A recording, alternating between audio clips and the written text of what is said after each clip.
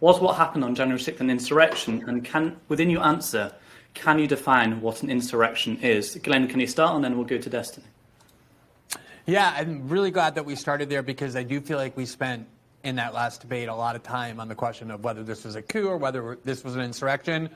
And I feel like these are more political terms of art than terms of science that have a concrete definition, which is one of the reasons why I think it's not only justifiable but actually necessary to look at how these terms have been applied historically and in other contexts, not as a way of distracting from January 6th, but precisely to see whether or not the attempt to apply those terms to January 6th is consistent with how these terms are generally used, or whether it's just kind of a partisan attempt to create a narrative that serves the Democratic Party. So for me, I guess you kind of have to look at coup and insurrection a little bit differently.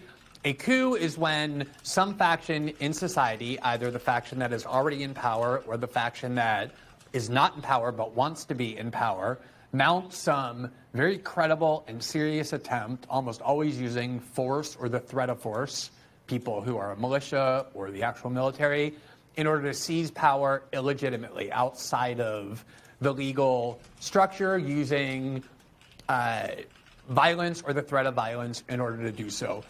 An insurrection just simply, I think, implies that there's a faction domestically that has launched a serious rebellion, a serious attempt to seize power in that country, again, using extrajudicial, extra-legal means that, in almost all cases, involves either the use of force or the threat of force. You may be able to imagine a situation where the use of force or the threat of force is not necessary for an insurrection, but I think it's extremely difficult to imagine such a case. But in general, that's how the terms are used. And then you have these kind of subsidiary terms that are very new, that are kind of retreats from those terms, like legislative coup or soft coup, that, as I said, is a way to kind of put it into the general category of coup and insurrection without actually calling it one.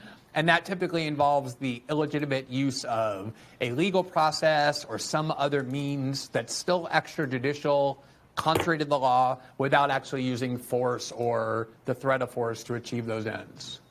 Well, what about faking votes? What about what? What about faking votes? Would that be counted? I'm sorry. If you try to fake votes, would that be counted as an insurrection, or you just force, really? To fake votes? Yeah. I mean, if you were to try and steal an election using fraud, I don't really think that's the sort of thing that we have in the past described as either an insurrection or a coup. That's just more stealing an election.